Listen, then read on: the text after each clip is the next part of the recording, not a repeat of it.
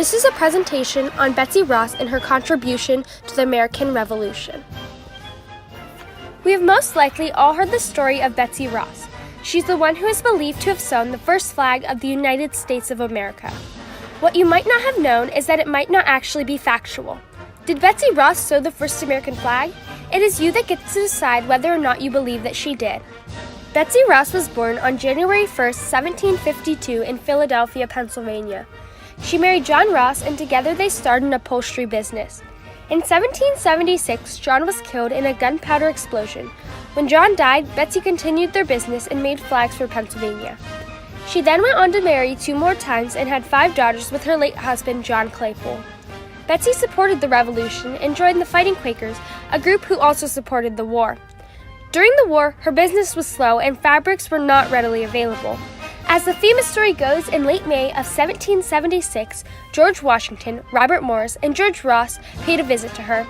There they discussed the making of the flag that represented the entire United States.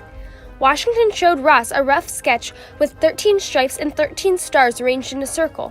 Betsy finished the flag in late June of 1776.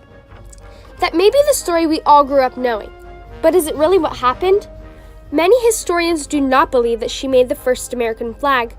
The most prominent reason is that there is not enough evidence to support that conclusion. In 1870, her grandson, William Canby, gave the Pennsylvania Historical Society a paper explaining that Betsy Ross had created the flag. He had said that his grandmother had told him and others the story of how George Washington visited her. Many others had agreed with him and supported the telling of the stories. The problem is that there is no record of a congressional flag committee that existed then. Also, William Canby was only 11 years old when Betsy Ross died. There is not enough evidence to officially say that she created the flag. Most likely, the flag had no single designer.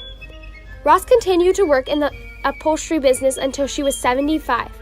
After that, she retired and left the city to live on her daughter's farm. She died on January 30th, 1836 at 84 years old. Although there is not enough evidence to support her story, it is still being told. One site said, Betsy Ross was promoted as a patriotic role model for young girls and a symbol of women's contributions to American history.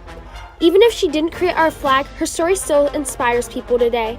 The book, The American Flag by Joseph Barry, stated that the stars and stripes remains a symbol of freedom and democracy.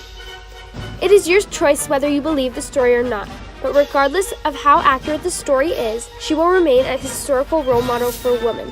Thank you for listening to my presentation.